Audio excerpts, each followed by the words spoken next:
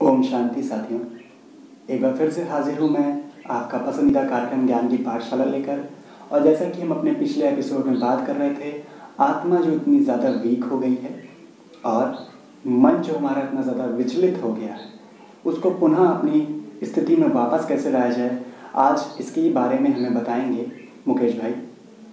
और मुकेश भाई, आपका फिर से हमारा इस कार्यक्रम में बहुत बहुत स्वागत है। धन्यवाद। ओम शांति। भाई साहब, हमें इसके बारे में फिर से बताइए। जरूर। पिछले टॉपिक में हमारी आपसे बात हो रही थी कि मन घोड़े के समान स्वतंत्र हो गया है। कोई ऐसा नहीं घोड़े की तरह वो दौड़ रहा है दिखने में, लेकिन विचार, क्योंकि मन विचार शक्ति का ही नाम है। विचार हम जो करते हैं, सोचते हैं, वही है। अब बात ये आती है कि ऐसा क्या किया शुरुआत में जो कि शक्तिशाली मन वीक हो गया। शक्तिशाली जब था उसकी पहचान हमें है, लेकिन धीरे धीरे वीक कैसे हुआ है। तो जैसे वो वीक हुआ है वैसे ही अपोजिट में अब फिर से हम उसको शुरू करेंगे कर्म कराना मन से, तो वो शक्तिशाली हो जाएगा।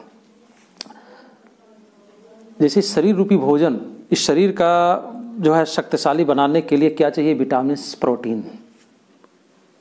सिर्फ हम जबान के स्वाद के लिए खाते रहेंगे तो इसमें वो जो प्रोटीन मिलनी चाहिए वो मिल नहीं सकती। आज क्या है? ड्राई फ्रूट, ये सारी चीज़ें जितनी भी चल रही हैं और भी भोजन स्वाद के लिए चल रही है, इसलिए शरीर वीक है। सेम उसी प्रकार आत्मा रूपी ड्राइवर, उसका हमने कभी ध्यान नहीं दिया, गाड़ी चलवाते जा रहे हैं। यानी जीवन में हम कर्म करते जा रहे हैं, लेकिन आत्मा को कौन सा खुराक चाहिए उस पर ध्यान नहीं दिया। आप गाड़ी चलवाते रहो किसी ड्राइवर से, कब तक चलाएगा? उसको भी तो आराम चाहिए, उसको भी तो भोजन चाहिए, लेकिन उसका तो कभी ख्याल नहीं किया। हम सब इस धरती पर जन्म लेते ही जैसे जैसे बड़े होते गए, स्वयं को तो भूल गए। यानी ड्राइवर कौन है वो भूल ही गया, मैं मोटर ही हूँ, डायरेक्ट चला रहा हूँ। इसमें ड्राइवर का तो ख्याल नहीं किया क्या भोजन चाहिए। सकारात्मक चिंतन, सकारात्मक चिंतन ही आत्मा का भोजन है।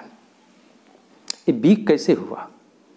हमारी थॉट यानी विचार की क्वालिटी क्या है, उस पर हम थोड़ा गौर करें। हम आप जानते हैं कि जब हम विकारों के अधीन होकर कोई कर्म करते हैं तो उसका सीधा इफेक्ट मन बुद्धि दोनों पर पड़ता है। बुद्धि भ्रष्ट होती है। ये हमारे गीता में भी है, शास्त्रों में भी लिखा हुआ है। और हम जितने भी कर्म कर रहे हैं इन विकारों के अधीन ही कर रहे हैं। जितने भी कर्म कर रहे हैं विकारों के अधीन होकर कर रहे हैं। बस हमें ध्यान ये देना है, अपनी सोच पर थोड़ा ध्यान देना है। जैसे पहले भी कहा, अपनी सोच को देखो, सोच कर सोचो क्या सोच रहा हूँ, ऐसे लफ्ज़ आए हैं पहले भी। तो ये देखना है कि हम 4 प्रकार के थॉट्स संख्या में ले लेते हैं। 4 प्रकार की थॉट्स प्रतिदिन हर व्यक्ति करता है। सकारात्मक, नकारात्मक, आवश्यक और व्यर्थ, ये 4 तरह के विचार हर मनुष्य करता है दिन भर।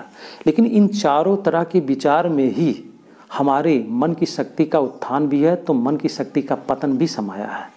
अच्छा, थोड़ा सा इसको समझ लेना है तो बहुत आसान हो जाएगा। मन को चार्ज करने की विधि, आत्मा को आत्मा बैटरी ना चार्ज करने की विधि, क्योंकि वीक हो गई है। अच्छा, वीक है उसकी निशानी और शक्तिशाली है उसकी निशानी, दोनों का पहचान। वीक है उसकी निशानी डिप्रेशन, टेंशन, अनिद्रा, चिड़चिड़ापन, क्रोध, ये सब क्या है? ये वीक की निशानी है, यानी बैटरी डाउन है आत्मा की।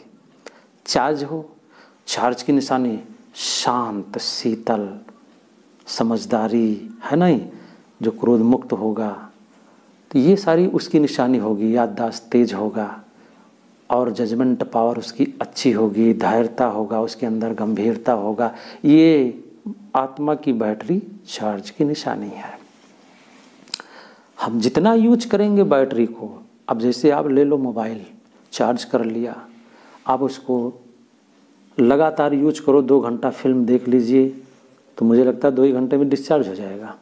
लेकिन आपको ज़रूरत की काम सिर्फ मोबाइल है, इसीलिए ज़रूरत के काम के लिए आप ज़रूरत पे ही बात करो और ज़्यादा नहीं, थोड़े में काम चला के बात करो, शायद आपकी मोबाइल चलेगी बैटरी उसकी 4 दिन। जी, ऐसा है। ऐसा है ना। तो ऐसे आत्मा इस शरीर रूपी मोटर में बैठ के आत्मिक बैटरी है।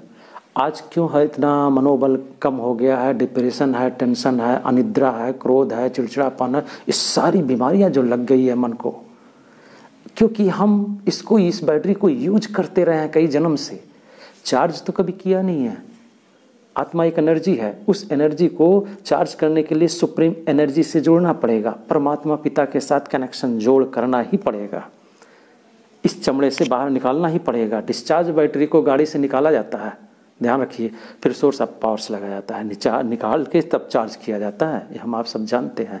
तो इस चमड़े से मैं आत्मा बैटरी स्वचिंतन के द्वारा थोड़ा बाहर निकले कि मैं इस देह से अलग हूँ, और थोड़ी देर के लिए उस सर्वशक्तिमान से बातें करना, प्रेम की, उससे दुनिया को, देह को भूलकर उससे बातें करना, ये चार्ज करने की विधि विधान है।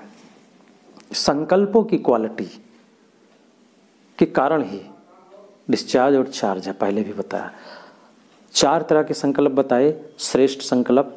अब हम देखते हैं श्रेष्ठ संकल्प यानी सकारात्मक विचार, जो सर्वश्रेष्ठ एनर्जी को इकट्ठा करने का तरीका है, वो हम कितना करते हैं। 24 घंटा मेरे पास होता है, 24 घंटे में अगर पूछा जाए आपने श्रेष्ठ संकल्प कितना किया, बड़ी समस्या है। आज लोगों के लिए श्रेष्ठ संकल्प क्या है यही नहीं पता है सही से। उस सुप्रीम पावर ही आकर ये भी बताता है श्रेष्ठ संकल्प क्या है। स्वचिंतन में बैठना, अपने गुण और क्वालिटी में बैठकर चिंतन करना ही श्रेष्ठ संकल्प है। अपने स्वरूप का चिंतन करना, परमात्मा का चिंतन करना, विश्व की सर्व आत्माओं के लिए शुभ भावना, शुभकामना रखना, ये महान और श्रेष्ठ चिंतन है। हर दृश्य में, जीवन के हर रूप रंग में, चाहे वो दुख का हो, सुख का हो, उसको आप सकारात्मक कितना देखते हो, ये श्रेष्ठ चिंतन है। लेकिन आज क्या है, एकदम अपोजिट है। नकारात्मक ज़्यादा हम देखते हैं, हर पहलू पे नकारात्मक, नकारात्मक देख रहे हैं, नकारात्मक खा रहे हैं, नकारात्मक बोल रहे हैं। ये परसेंटेज कितना ज़्यादा है।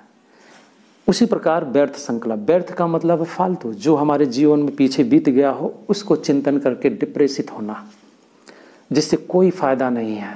आप 10 साल पुराना मामला बैठ के सोचते रहो यहीं से, किसी ने आपको बहुत तकलीफ दिया है, आज याद आ गया अचानक 10 साल पहले, क्या पता उसने शरीर छोड़ दिया हो, लेकिन उसको याद कर रहे हैं, उसने मुझे बहुत हर्ट किया था, याद करते करते यहीं देखो कितना गुस्सा आता है।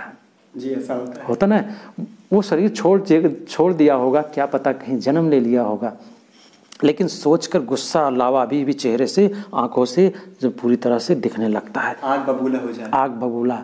अकेले बैठे हैं, सोचो विचार की क्वालिटी से कितनी हमारी ब्लैक एनर्जी, कितनी शक्तियां बाहर निकल के जाके जल रही है, और उससे हमारा ही नुकसान हो रहा है निश्चित रूप से। और उसका नुकसान यही है कि वहाँ से जब उठेंगे तो उदास उठेंगे, क्योंकि जो सोचा है ना, कुछ देर उसी वाइब्रेशन में आप चलते रहेंगे, तो जो भी काम करना होगा, सही सिद्ध होना होगा, वो भी नष्ट है। कोई भी सही काम का निर्णय लेना होगा तो सही निर्णय नहीं बुद्धि देगी, क्योंकि बुद्धि तो भ्रष्ट है, उतनी देर हमने सोचा है, कहाँ से दे सकता है। असफलता यहीं से मार्ग खुल जाते हैं। तो श्रेष्ठ संकल्प, अब हम ये देखें, ये 4 प्रकार, और एक संकल्प है आवश्यक कार्य के लिए, खाना है, जगना है, काम पे जाना है, चलो इससे शक्ति न जमा होती है, न आती है। लेकिन श्रेष्ठ संकल्प से संपूर्ण शक्तियाँ आपकी चार्ज, बैटरी चार्ज होती है, और नकारात्मक से और व्यर्थ से हमारी शक्तियाँ, एनर्जी सब आत्मा की निकलती जाती है। हम आप बैठ के सोचें थोड़ी देर के लिए कि 24 घंटे में इन 4 तरह के थॉट्स में सबसे ज़्यादा किस तरह के संकल्प दिन में हम क्रिएट करते हैं। क्या सकारात्मक? तो हमें लगता है सकारात्मक यानी श्रेष्ठ संकल्प तो चलाते ही नहीं होंगे, बहुत ज़्यादा 1%, और नकारात्मक तो मुझे लगता है 70%, और व्यर्थ 95% क्या 99% चलता है जी। ये दोनों मिला के। अब हम जब इतनी सारी जो है नकारात्मकता विचार मेरे अंदर क्रिएट हो रही है, तो मैं कैसे निद्रा की और सुख की और शांति की कैसे कल्पना कर सकता हूँ? हम उम्मीद ही नहीं कर सकते। उम्मीद नहीं कर सकते हैं। आपको सुख शांति के रास्ते भी मिलेंगे तो भी आपको मज़ा नहीं आएगा, ऊपर से ही निकल जाएगा। क्या कर सकते हैं इसमें? तो इसके लिए क्या है, हमें ध्यान देना है अपनी थॉट्स पर, चिंतन पर। पहले भी बातें हुई है, थॉट्स पर बातें हुई है कि मेरी समस्याओं का वो जो है, जो मार्ग खुलता है, कोई व्यक्ति नहीं है। मैंने आत्मा के चैप्टर पर बात की है। आत्मा के चैप्टर में ये सारी चीज़ें शामिल है, क्योंकि इसके बगैर आत्मा का संपूर्ण ज्ञान पूरा नहीं होता है। यूँ तो बहुत बड़ा है, अभी भी आगे इसके आगे हम इस चैप्टर पे थोड़ा और प्रकाश डालेंगे। जी बिल्कुल। और ये चैप्टर यहीं पर मैं आज के बाद अभी मैं क्लोज करता हूँ।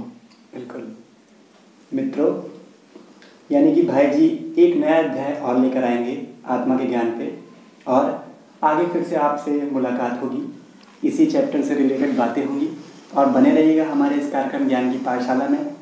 और आपको पूर्णतः आत्मा के चैप्टर का ज्ञान होना बहुत ज़रूरी है, इसलिए आप ज्ञान की पाठशाला को हमेशा देखिए। और इससे रिलेटेड जो भी वीडियोज़ हैं वो आप ही के लिए होते हैं, क्योंकि इससे विषय जो होते हैं वो बहुत ही रोचक होते हैं। तो दोस्तों, अब इस कार्यक्रम से हमें दीजिए इजाज़त। ओम शांति। ओम शांति।